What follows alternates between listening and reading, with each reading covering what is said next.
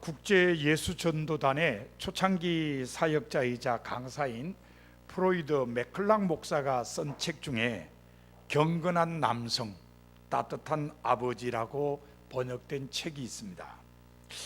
이 땅에서 남편과 아버지로 살아가는 남성들에게 경건하고 따뜻한 모습을 갖도록 요청한 책입니다.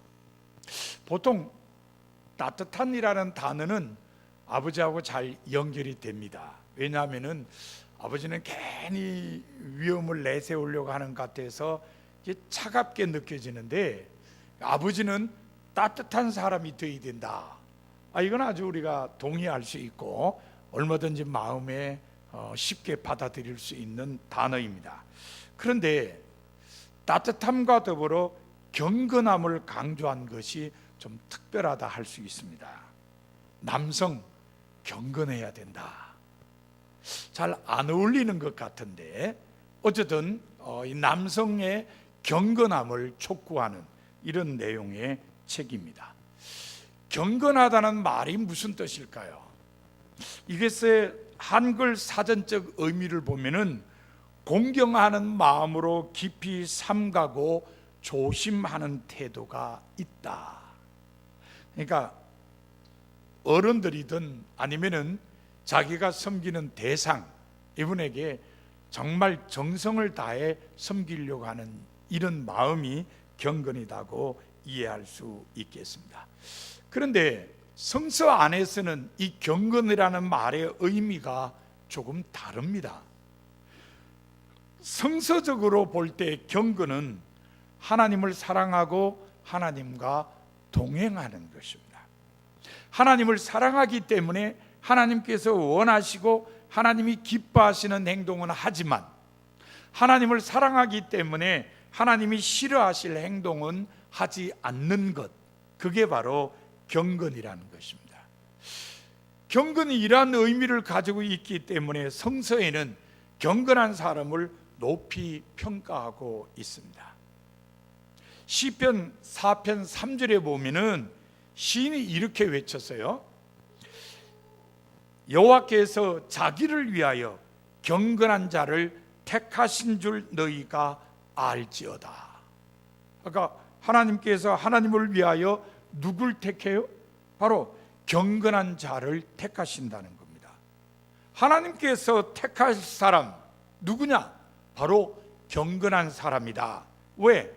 하나님을 사랑하기 때문에 하나님이 기뻐하시는 행동을 하니까. 그래서 하나님께서 그들을 택하신다고 시인이 말했습니다. 누가복음 2장에 보면요, 예수의 유괴 부모인 요셉과 마리아가 아기 예수를 안고 정결 예식을 위해서 예루살렘 성전에 들어갔습니다. 그때 시몬이라는 사람이 아기 예수를 받아 안고 하나님을 찬송했습니다. 그런데 누가복음 저자는 이 시몬이라는 사람에 대해서 이렇게 설명했습니다. 의롭고 경건한 사람이라. 의롭고 경건한 사람이 바로 시몬입니다. 그러니까 누가복음 저자에 의하면 시몬이라는 사람이 의롭고 경건한 사람이었기 때문에 아기 예수님, 바로 구세주를 알아보는 영광을 얻게 되었다는 말입니다. 하나님께서 경건한 사람에게 메시아, 구세주를 알아보게 하는 은혜를 베풀어 주셨다는 겁니다. 사도행전에는 이 경건한 사람에 대한 이야기가 여러 번 나옵니다. 성서학자들이 8번이다 이렇게 조사를 해놨어요. 그런데 경건한 사람에 대한 8번의 기록 중에 7번은 일반적인 사람을 지칭하는 거예요. 구체적으로 한번 살펴보면 이렇습니다. 그냥 경건한 사람들 이렇게 표현한 데도 있고, 경건한 유대인들, 또 경건한 헬라인들, 또 경건한 귀부인들, 이렇게 가지고 특정 개인이 아니라 어떤 사람들이 경건하다. 그래서 경건한 사람들, 경건한 유대인들, 경건한 헬라인들, 경건한 귀부인들 이렇게 표현을 했습니다. 그런데 딱 한 번은 개인을 지칭해서 경건한 사람이라고 했습니다. 누굴까요? 바로 오늘 본문에 등장하는 고넬료입니다. 이 고넬료에 대해서만은 특별하게 지칭을 해가지고 경건한 사람이다 이렇게 설명을 했어요. 이것은 아마 고넬료의 개인에게는 엄청난 영광이다 이렇게 생각할 수 있어요. 사도행전 전체에 8번 경건한이라는 단어가 나오는데 7번은 다 일반적인 사람, 그 사람들을 지칭했는데 한 번이 개인에게 해당됐다 그러면은 이거 개인적으로는 엄청난 영광이다 이렇게 이해할 수 있습니다. 이게 고넬료에게 과연 합당한 칭호냐? 저는 합당하다고 생각합니다. 왜냐하면 고넬료는 이방 선교를 열기 위한 하나님의 도구로 쓰임 받았기 때문입니다. 그와 그의 가족이 최초로 세례를 받은 이방인들이기 때문입니다. 우리가 아는 대로 사도행전 8장에 보면은 빌림이 사마리아 성에 가서 복음을 전했습니다. 많은 사람이 예수를 믿게 되었어요. 그래서 그 사람들한테 세례를 베풀었어요. 뿐만 아니라 예루살렘에서 베드로와 요한 사도가 내려와가지고 안수하니까 이 사람들이 무엇도 받았어요? 성령도 받았어요. 그래서 성령의 은사가 나타났습니다. 그런데 문제는 사마리아 성에 살던 사람들이 유대인인가요? 이방인인가요? 잘 대답하셔야 됩니다. 네? 이방인은 아니에요. 확실하게 말씀해 보세요. 이방인이에요. 왜 이방인이라고 생각하세요?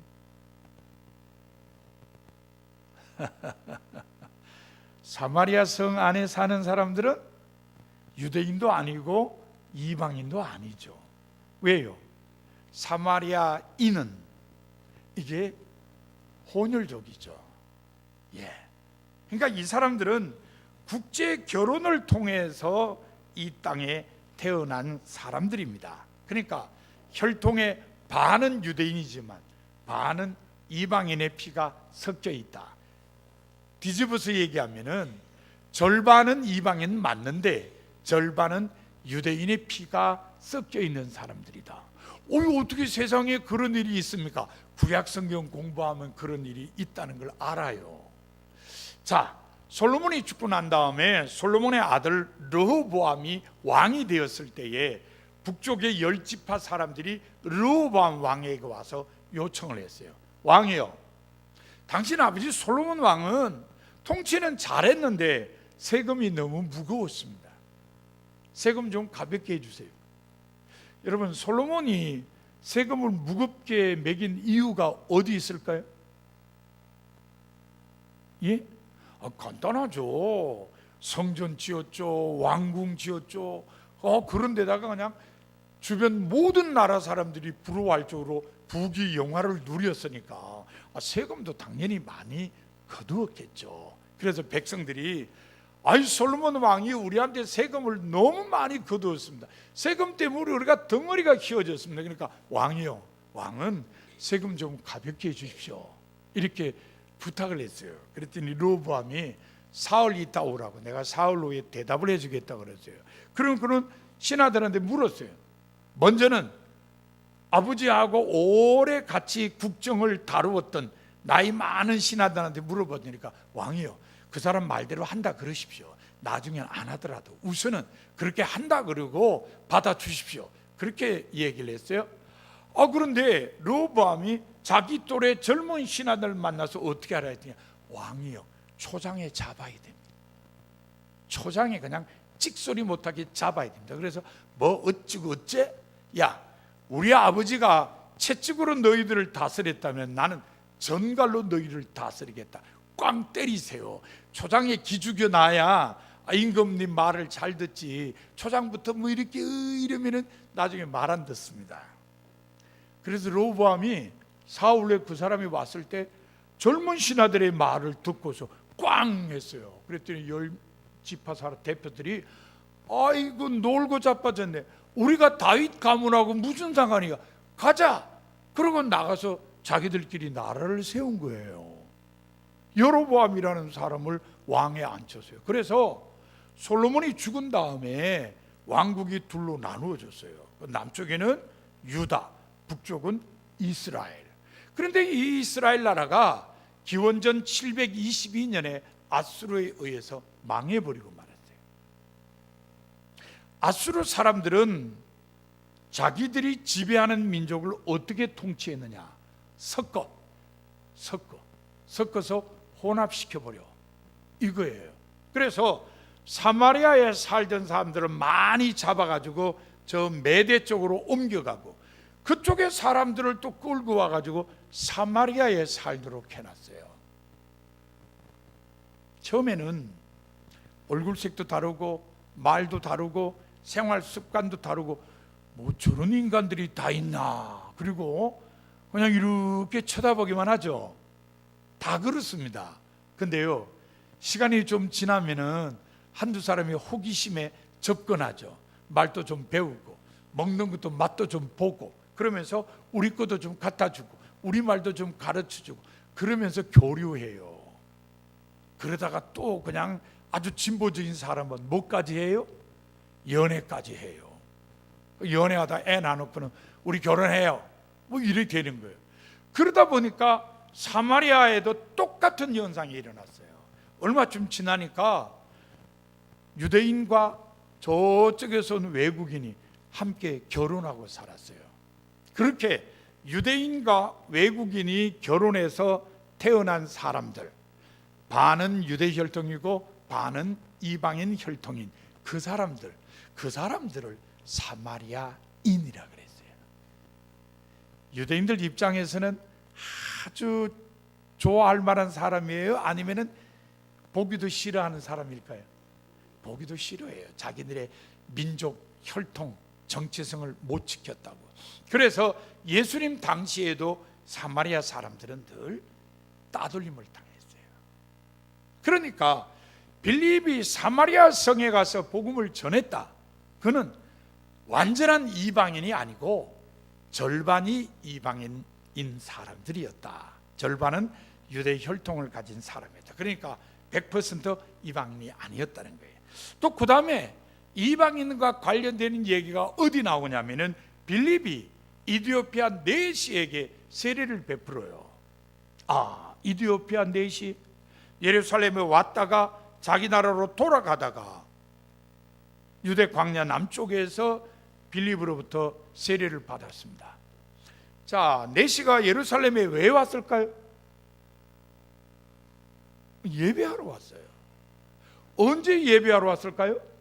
절기에, 하나님께서 명하시는 절기에 예루살렘에 와서 하나님께 예배하고 돌아갑니다. 자, 예루살렘에 와서 예배하고 돌아가는 사람, 이 사람 어떤 사람일까요?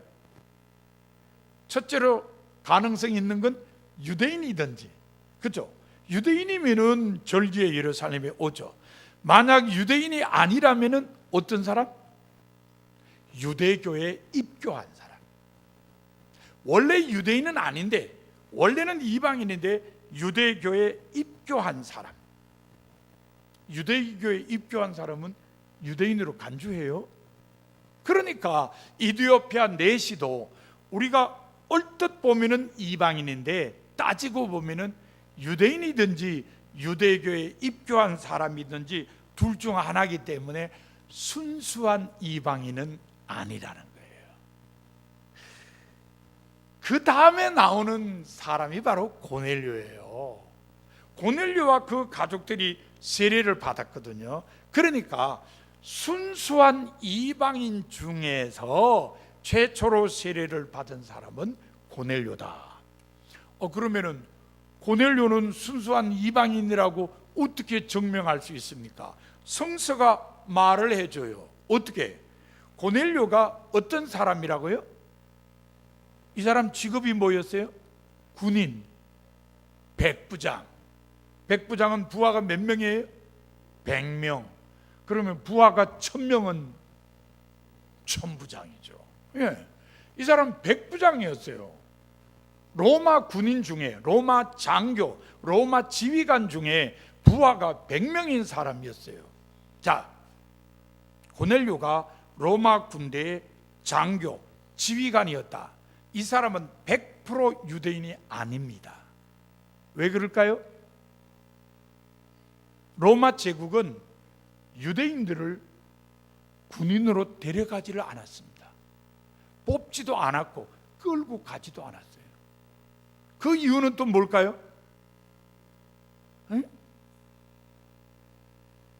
짐작하기 쉬우실 텐데, 안식일 날에 열중 쉬었다니까. 안식일 날은 쉬잖아요, 유대인들은.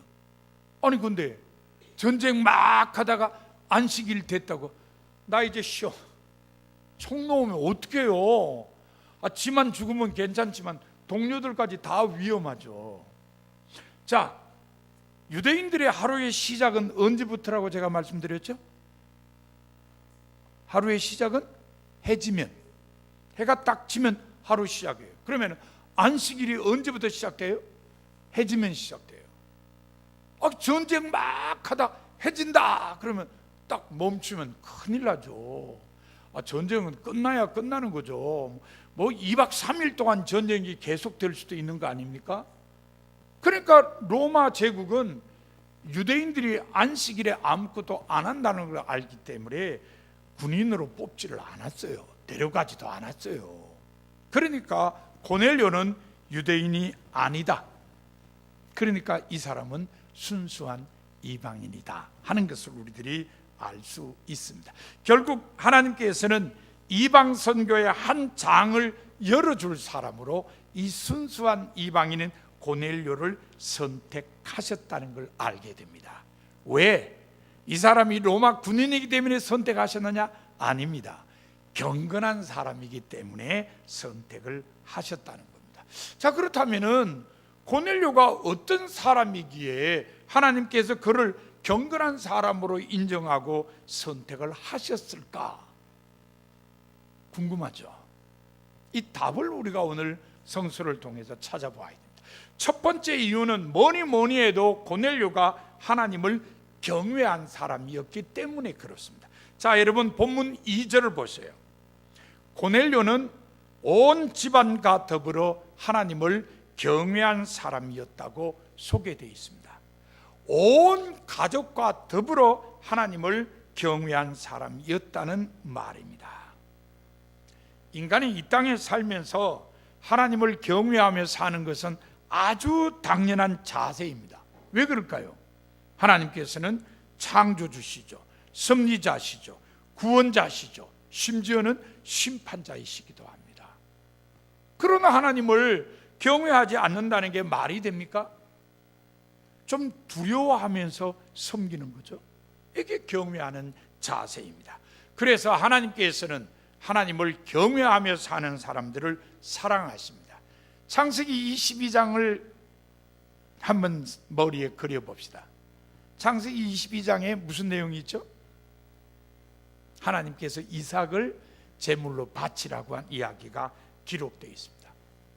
하나님께서 100세에 얻은 아들 이삭을 번제로 드리라고 그랬어요. 하나님이 왜 그러셨을까요? 하나님께서 아브라함을 시험하신 거예요. 우리 성경에는요, 이 시험이라는 단어가 두 가지 의미를 갖고 있어요. 하나는 유혹하는 거예요. 누굴 시험한다 그럴 때 누굴 유혹하는 거예요. 또 하나는 평가한다, 테스트한다, 그런 의미가 담겨져 있어요. 그래서 하나님은 인간을 절대로 시험하지 않는다. 하나님은 절대로 인간을 유혹하지 않는다는 거죠. 그런데 창세기 22장에 보면은 하나님께서 아브라함을 시험하셨어요. 바로 아브라함을 평가하셨다, 테스트하셨다, 그런 이야기입니다.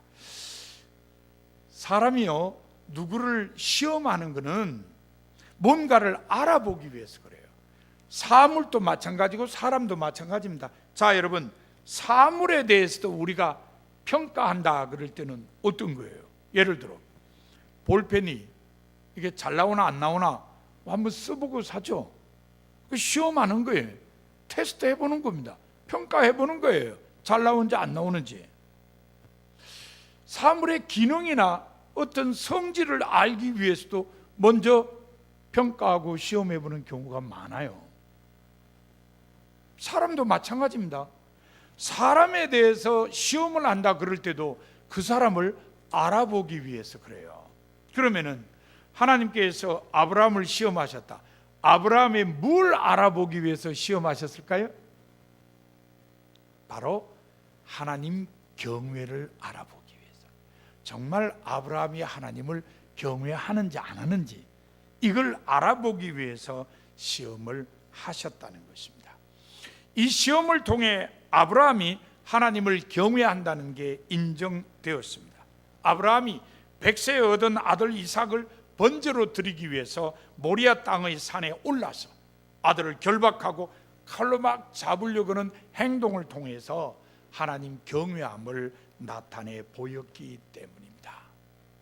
하나님 경외에 대한 시험의 결과로 아브라함은 다시 한번 복에 대한 약속을 받았습니다. 하나님의 사자를 통해서 이런 말씀이 주어졌습니다. 내가 네게 큰 복을 주고 네 씨가 크게 번성하여 하늘의 별과 같고 바닷가의 모래와 같게 하리니 네 씨가 그 대적의 성문을 차지하리라.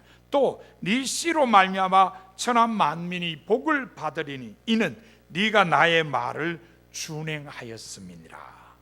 분명히 복에 대한 약속이죠. 하나님을 경외한다는 것이 인정됐기 때문에 하나님께서 복을 주신다는 겁니다. 이처럼 하나님께서는 하나님을 경외하는 사람들을 사랑하시고 그들에게 복을 주십니다. 이 점에서 고넬료는 하나님의 사랑과 복을 받을 만한 경건한 사람임에 틀림없다는 걸 알 수 있습니다. 그런데 고넬료는요, 개인적으로 하나님을 경외했을 뿐만 아니라 온 가족과 더불어 하나님을 경외했습니다. 이것은 더 큰 의미를 부여합니다. 가족 개개인이 하나님을 경외하며 살도록 해서 하늘의 신령한 은혜와 복을 가족 개개인 모두가 받게 한다는 점에서 큰 의미가 있다는 것입니다. 온 가족이 함께 하나님을 경외함으로써 하늘의 신령한 은혜와 복을 받게 한다는 점, 이거는 우리 모두가 관심을 가져야 할 부분입니다. 가족 모두가 함께 복된 삶을 살도록 하나님을 경외해야 한다는 것을 생각해야 합니다. 온 가족과 함께 하나님을 경외하는 사람들이 바로 하나님의 은혜와 복을 받는 경건한 사람들이기 때문입니다. 자, 고넬료를 경건한 사람이라고 한 두 번째 이유는 고넬료가 이웃과의 관계를 올바르게 유지했기 때문입니다. 여러분 본문 4절을 한번 보세요. 이렇게 설명되어 있어요. 고넬료의 기도와 구제가 하나님 앞에 상달되어서 하나님께서 기억하신 바가 되었다는 것입니다. 사실 기도와 구제는 많고 적음에 따라서 하나님 앞에 상달되고 그렇지 못하다는 건 아니에요. 그러니까 본문의 강조는 뭡니까? 기도와 구제가 많았다는 거예요. 많았다는 거예요. 이걸 강조하기 위해서 상달되었다는 표현을 했는데 기도와 구제가 많았다는 거예요. 자, 기도는 하나님과의 대화요 교제입니다. 따라서 하나님과 올바르게 관계를 유지하는 길이죠. 그러므로 하나님을 경외하는 사람은 누구든지 기도로 하나님과 대화하며 교제합니다. 기도가 없으면 하나님과의 대화가 단절되죠. 하나님과의 대화가 단절되면 하나님의 뜻을 알지도 못합니다. 하나님의 뜻을 알지 못하면 하나님을 경외할 수가 없죠. 그러니까 하나님을 경외하는 사람은 당연히 기도로 하나님과 대화하며 교제하는 사람입니다. 이 점에서 고넬료의 기도가 많았다는 것은 역시 그가 하나님을 경외하는 사람임을 다시 한번 확인시켜 주는 것입니다. 반면에 구제는 이웃 사랑에 대한 표현입니다. 따라서 이웃과의 관계를 올바르게 유지하게 하는 사람들은 이웃을 당연히 사랑해야 합니다. 그래서 구제하는 일을 많이 해야 하는 것입니다. 예수님께서는 비유를 통해서 구제를 많이 강조하셨어요. 자, 예를 들어 누가복음 10장에 보면은 유명한 예수님이 가르치신 비유가 하나 있어요. 무슨 비유죠? 누가복음 10장에 있는 비유는 선한 사마리아 사람의 비유입니다. 비유 속에 사마리아 사람은 강도 만나 쓰러져 있는 사람을 돌봐 주었어요. 상처에 올리브 기름과 포도주를 붓고 싸맨 다음에 자기 짐승에 태워서 여관으로 데리고 가서 돌봐 주었습니다. 다음날 아침에는 길을 떠나면서 여관 주인에게 2데나리온을 맡기면서 그 사람을 돌봐 주라고 부탁했습니다. 만약에 비용이 더 들면 자기가 돌아오는 길에 갚겠다는 말까지 남겼습니다. 그래서 진정한 이웃이라는 평가를 받게 되었습니다. 어려움을 당한 사람을 위해서 구제로 사랑 베푸는 사람, 그 사람이 진정한 이웃이라는 겁니다. 누가복음 16장에 보면요, 부자와 거지의 비유가 기록되어 있어요. 부자 이름은 안 나와 있어요. 거지 이름은 나와 있는데요, 누구죠? 이름이 나사로. 예. 자, 비유 속에 보면 부자는 화롭게 살아요. 날마다 그냥 파티하면서 살아요. 손님들을 불러가지고 음식 먹고, 요즘 말로 하면 댄스도 하고 아주 즐겼어요. 근데 그 집 대문 앞에 거지 하나가 살았어요. 이름이 나사로예요. 부자는 이름도 없는데 거지는 이름까지 다 기록되어 있어요. 이 거지는 먹을 게 없어서 맨날 부잣집 상에서 떨어지는 부스러기를 먹었어요. 상에서 떨어지는 부스러기 주로 뭐가 먹죠? 개가 먹죠. 개가 먹죠. 그러면은 개가 먹든 뭐든 먹는 음식이니까 어쨌든 거지도 부자의 덕을 본 거 아닙니까? 그렇게 생각하면 안 돼요.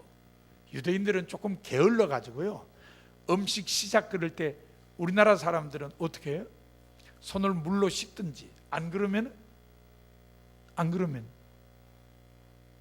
물수건 가지고 좀 닦든지, 요즘 식당에 가면 물티슈라도 줘가지고 닦고 그리고 먹잖아요. 유대인들이라고 그거 모르나요? 알죠. 근데 이 사람들은 뭘로 손을 더럽혀진 손을 닦느냐? 빵으로 닦아요. 아주 부드러운 빵으로. 우리가 볼 수 있는 빵 중에 제일 부드러운 빵이 뭐예요? 카스테라.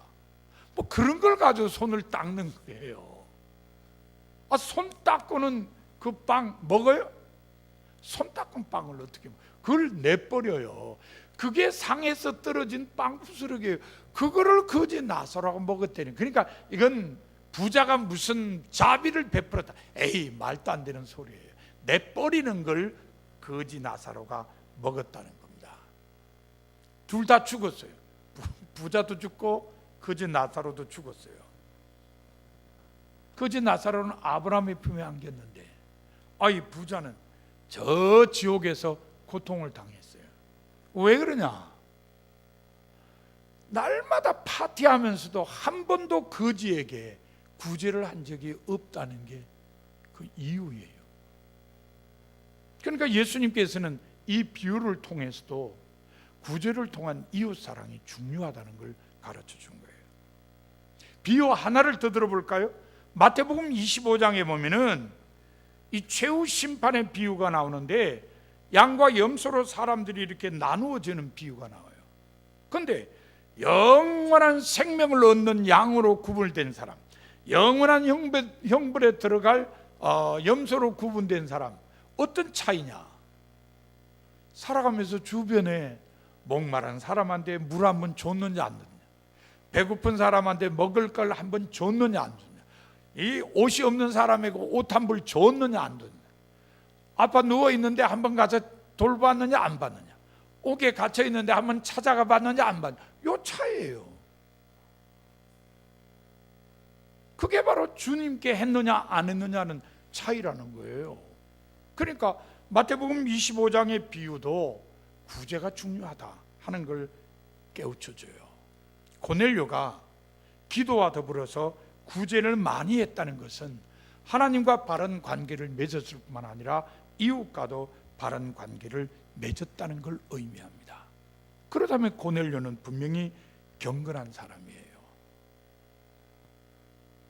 고넬료를 경건한 사람이라고 한 세 번째 이유는 고넬료가 하나님의 말씀을 소중히 여긴 사람이었기 때문입니다. 오늘 본문에 보면 제일 마지막에 고넬료가 사람을 보내요. 누구를 모시러 보내요? 베드로를 모시러 보내요. 그래서 베드로가 고넬료 집에 왔어요. 베드로가 딱 왔더니 고넬료나 고넬료 식구들만 만나는 게 아니고 고넬료가 자기 주변에 있는 사람들을 다 불렀어요. 왜 불렀을까요? 베드로 얼굴 구경시켜 주려고 불렀을까요? 아니에요. 베드로가 전하는 하나님의 말씀을 듣도록 하기 위해서 사람들을 불렀어요. 이미 고넬료는 환상을 통해서 하나님께서 베드로를 불러서 하나님 말씀 들으라고 일러주셨거든요. 그러니까 고넬료는 베드로 사도가 오면은 하나님의 말씀을 듣게 된다는 걸 알았어요. 그래서 자기 주변에 있는 사람들이 함께 하나님의 말씀을 듣도록 하기 위해서 다 불렀습니다. 말씀을 듣는 것, 이건 대단히 중요해요. 왜냐하면 하나님의 말씀이 사람들을 하나님이 원하시는 사람으로 변화시키기 때문입니다. 그래서 시편 119편 105절에 보면 주의 말씀은 내 발의 등이요 내 길의 빛이니이다, 이렇게 고백을 했습니다. 따라서 모든 사람들은 하나님의 말씀을 소중히 여기고 힘써 듣고 배우고 익혀서 말씀대로 살아가야 됩니다. 그래서 시편 1편을 쓴 시인은 복 있는 사람이 누구냐? 하나님의 말씀을 즐거워하고 그 율법을 주야로 묵상하는 사람이다. 말씀과 더불어 살아가는 사람들이 복 있는 사람이다. 고넬료는 사람들을 복된 삶으로 인도하기 위해서 하나님의 말씀을 소중히 여기고 가족을 포함해서 친척과 친구, 자기가 아는 사람들을 다 불러서 말씀을 듣도록 했다는 겁니다.